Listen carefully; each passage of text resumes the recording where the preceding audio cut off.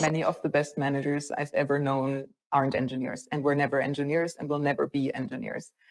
And that's not, I mean, I do have a personal bias there because that's also my own background.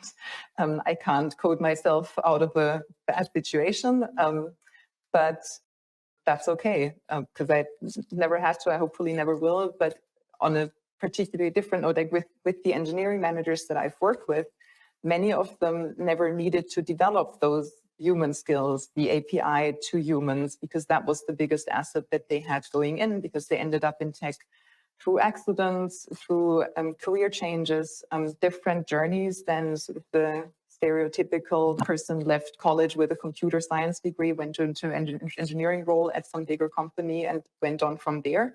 Like they don't necessarily have these backgrounds.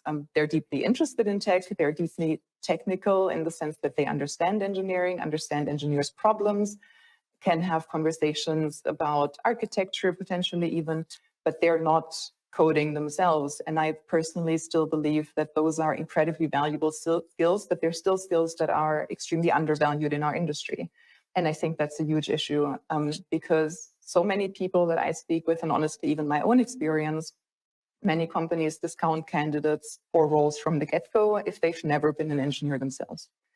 And I think that they're doing themselves a disservice, but I think it's something that's still deeply problematic. And so a lot of people approach me with those kinds of backgrounds and say, hey, should I take a break in my career? Hey, I've already been a successful manager for 6 years, but I'm having troubles finding another role. Companies won't hire me because I can't get through their coding tests.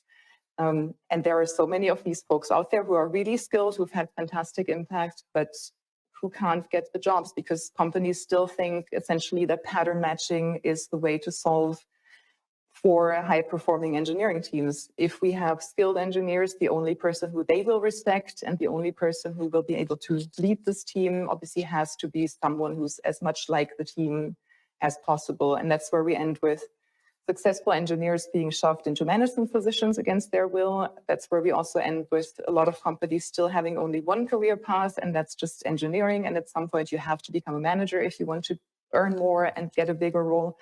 And that's where we also end with a lot of really good and talented managers not being hired. And that's something that I'm really passionate about and that I do think successful engineering teams do differently because they acknowledge that these soft skills are real skills and they're also really hard skills to learn, hard skills to teach, and they're extremely valuable additions to any engineering team.